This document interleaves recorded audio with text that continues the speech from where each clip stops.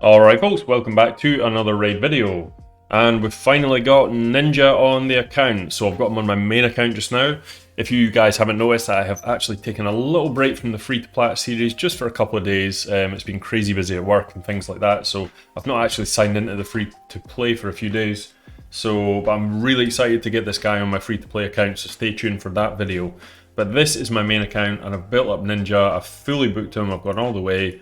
13 books Palladium for a free champion would have been nice. I mean, I'm not trying to moan, it is a free champion after all, but something a little bit less than 13 books would have been quite nice. And the one thing that really got me in true Palladium style, they put out a pack which was like $80.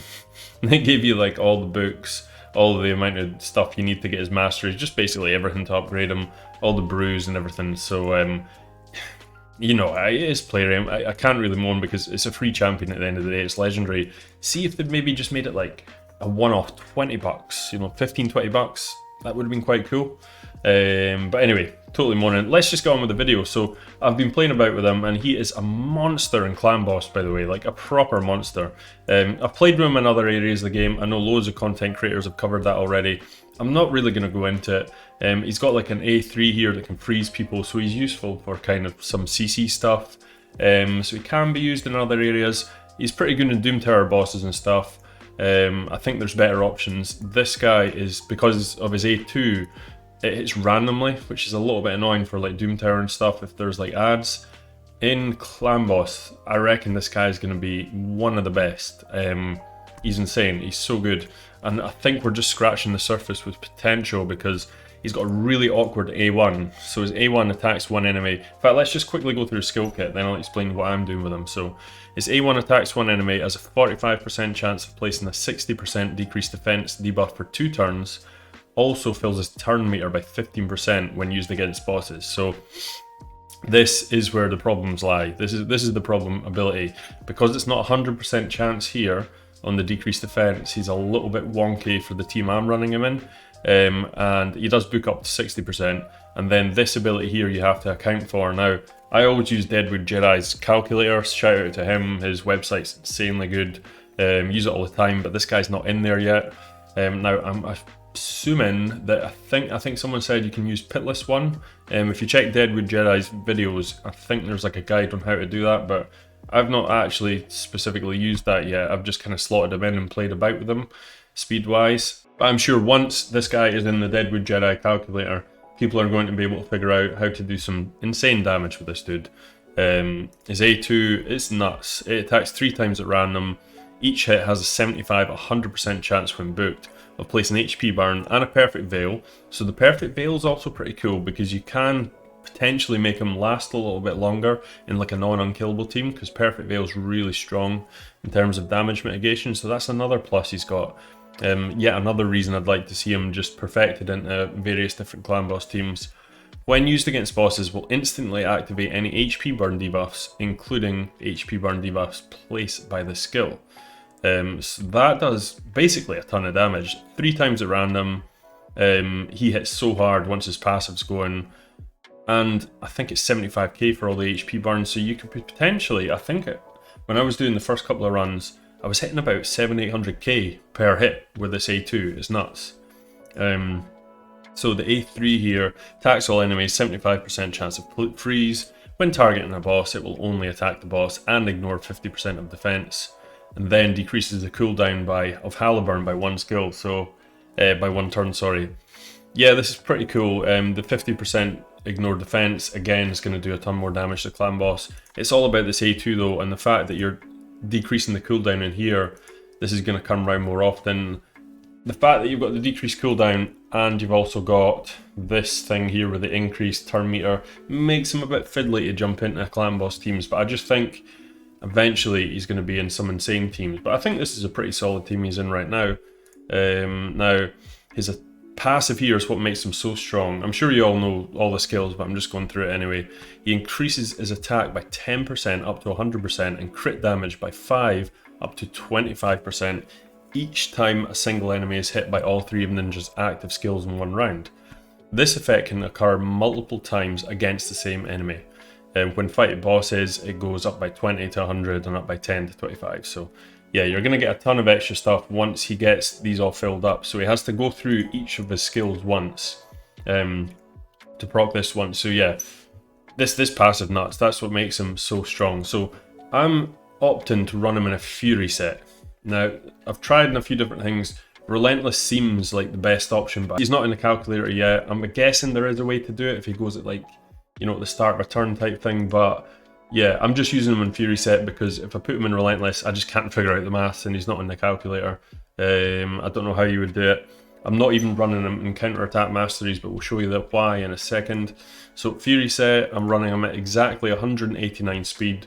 I dropped this to 187 and it didn't work. So it seems, I don't know what the threshold is. I was actually speaking to another guy on Discord just now by the name of Iamsteamin. He helped me out with the setup for the start of this comp. We've been kind of speaking together, so big shout out to him. Good speaking to you, buddy. So he was running them at 191 and it does work there too. So if you can copy it, just like 189 for this one, he was running it at 191, seemed to work on both times. The rest of the stats, you're looking for 100% crit rate, as much crit damage as you can, loads of attack. There is definitely an argument for the crit damage to be lower and the attack to be higher here, because this is pretty high crit damage actually, especially for in a Fury set.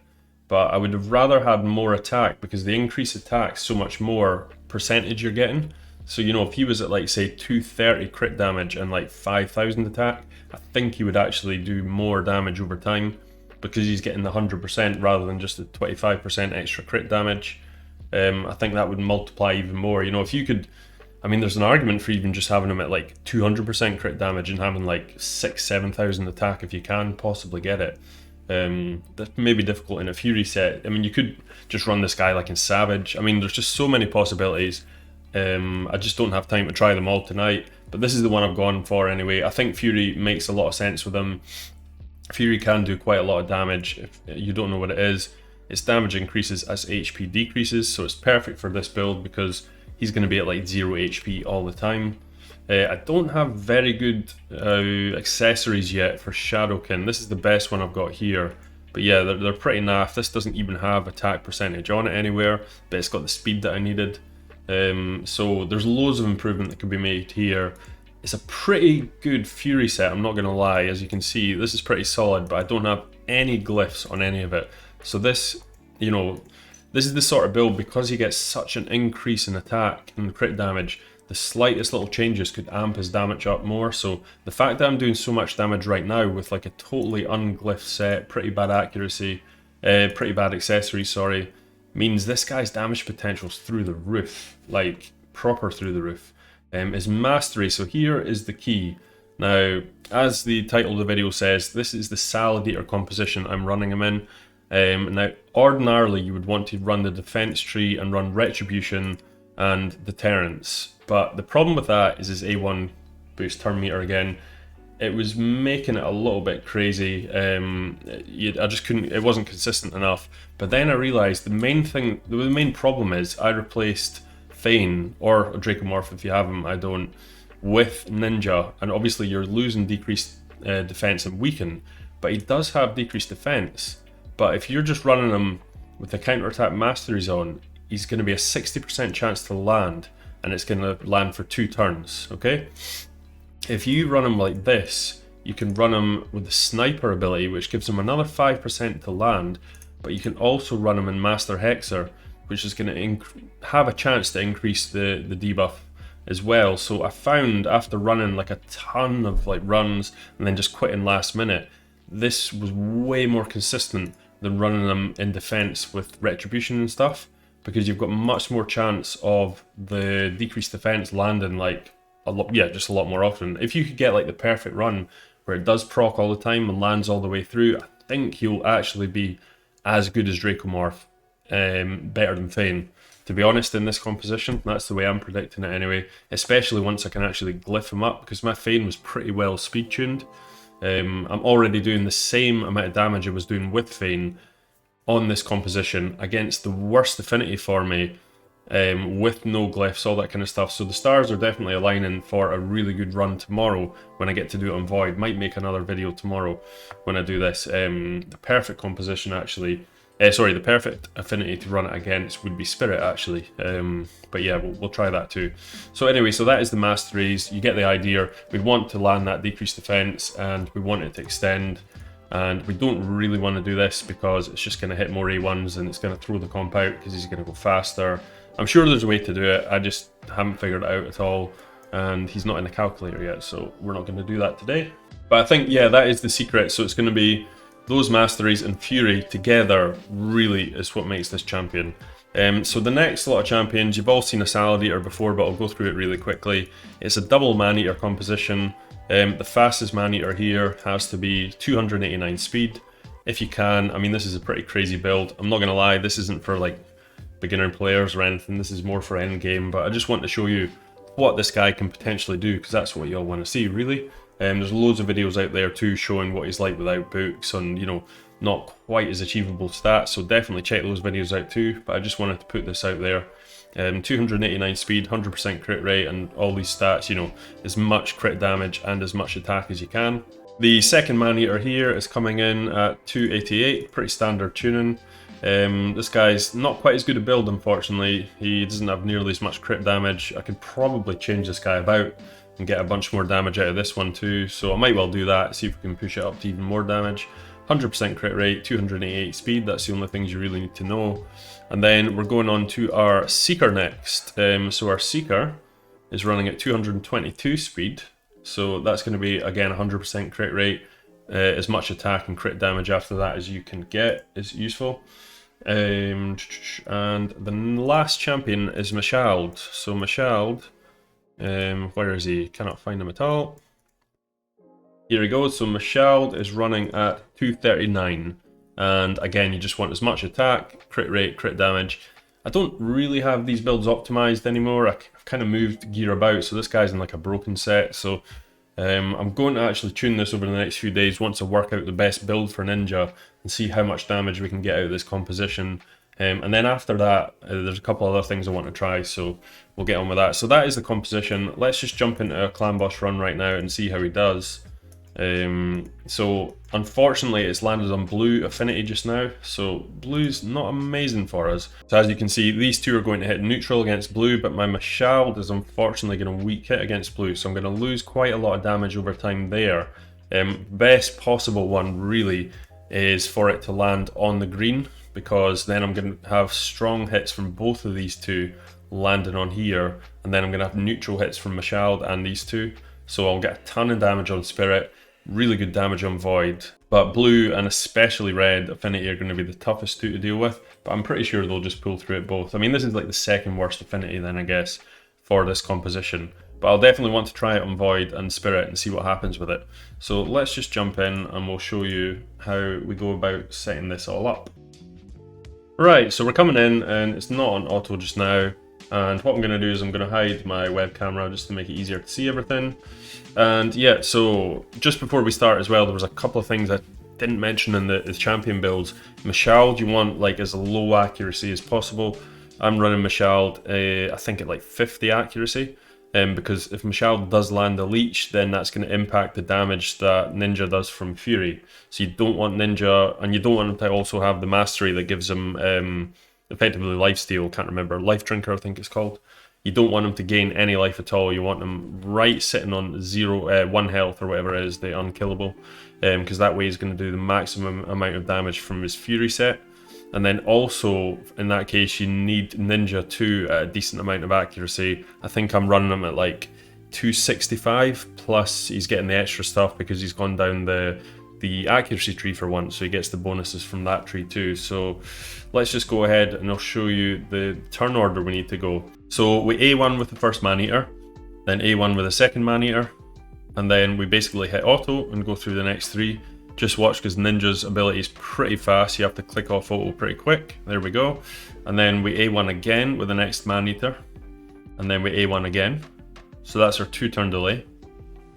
And then we can actually just click auto and basically just let it run through all the way through this run here.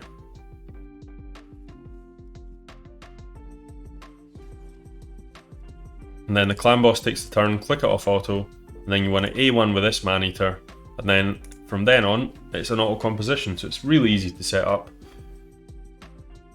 and let's just see if we get lucky. So the whole idea with this team really is to see how lucky we can get with landing the decreased defenses on the A1. Really, that's what determines whether we do a good run or a bad run.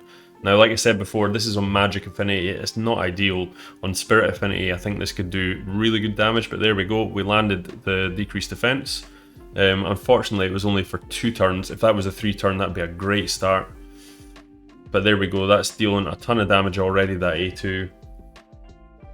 But yeah, the longer that decreased defense is down, the more the rest of your team is going to do as well, and it's just all round, you're going to do a ton of damage. Ninja doesn't even really need decreased defense, he does so much damage, he's going to do a ton of damage anyway. Look at that, he's doing crazy. So what I'm going to do is I'm just going to fast forward this a little bit. We'll join in roughly about sort of turn 25.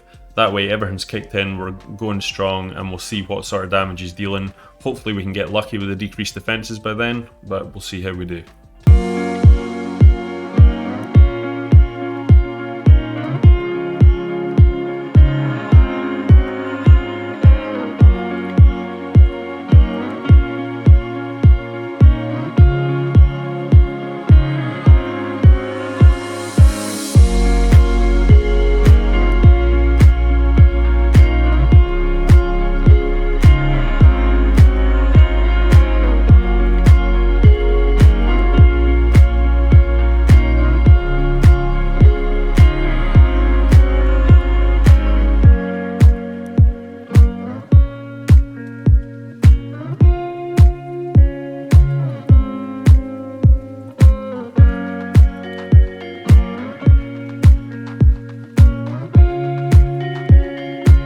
Right, so we're joining back in. This is about halfway through. We're on turn 24. Let's just put it on 1 speed and look at that right there. We were 163k for each hit basically, and 75k for each HP burn on 3 of them. So that's 740,000 damage on that A2 there.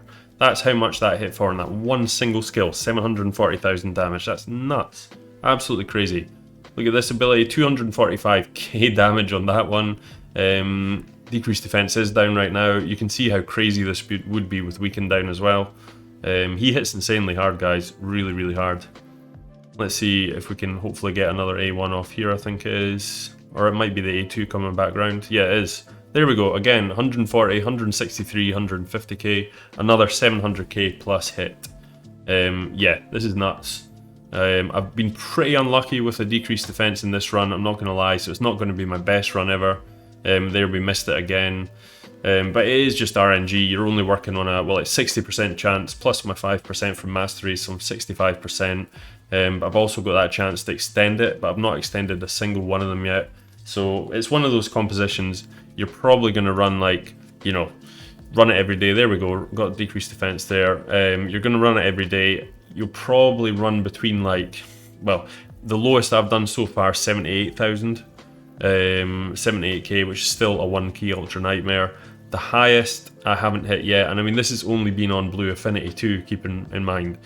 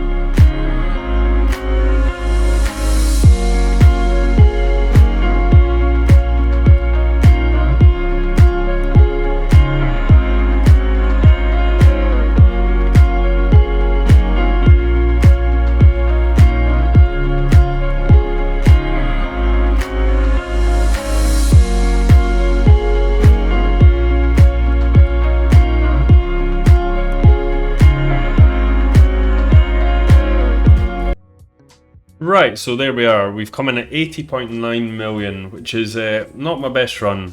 Like I say, I think this could be a much higher, but it's definitely an easy 1 key Ultra Nightmare. And keep in mind, this is on Blue Affinity. So what happened there was Mashald's Leech somehow on 50 accuracy or whatever Michelle was running at is pretty low accuracy. I'm sure it's about 50 or 60. I landed leech a bunch of times. I think it was like 2 or 3 times through the whole run, which actually decreased my damage from Ninja quite a bit because he was healing up to 100% every time.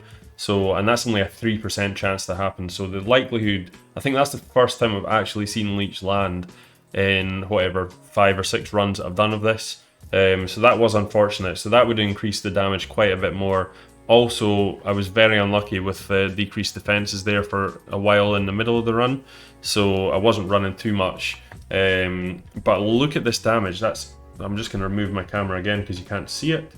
42 million damage is insane, considering that decreased defense wasn't up that much. You know, there was a lot of times he was hitting without it.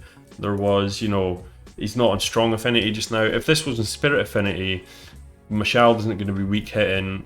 I could hopefully not land those leeches. I think you'll see crazy numbers coming out of this guy. Crazy numbers. But yeah, I mean, that's the video just now. I just stuck him in this composition, truth be told, because this is the composition I run all the time. I run Salad Eater. As you guys know, I'm more of an arena guy. I'm not a massive clan boss guy, but I built this team ages ago, and it does 1k Ultra Nightmare, and I've just kind of ran it all the time ever since. So I thought, you know what, I'm going to slot Ninja into the team that I know about, and see how he does. He performs great. This is basically what I'm doing with Fane. Fane's roughly about 82, 84 million, but he has hit, that's on Void generally. She's actually lower on Blue, to be honest. So on Void or on Spirit, he's going to hit way harder than Fane. I reckon he's going to be up there with Draco. But the thing that really excites me is the fact that he's done this 42 million here, right? 42 million without weaken and very little decreased defense. So if you can get him into a team, you know, there's a team sitting out there that's going to make use of this guy where he's going to do insane damage. I can see it. He puts the perfect veil on as well, like I say, which is really interesting, so he might be able to survive better than we think, because he looks quite squishy. But if you can get him to survive through to the end of sort of clan boss, through all those waves, in one of these crazy damage teams, I think he's going to be nuts. So I'm really excited to see the compositions that come out with him. It's just a pity they didn't do that face very well. So also stay tuned. Tomorrow I'm going to be announcing the winner of the account giveaway we did the other day. So that's going to be the one that came up with the funniest caption for this guy's face, because it's ridiculous. But that's it, guys. Hope you enjoyed the video. Copy the speed if you need to. Leave a comment below if you like the video. Also leave a like and a subscribe. That really helps the channel out. And have a great day, guys. Peace.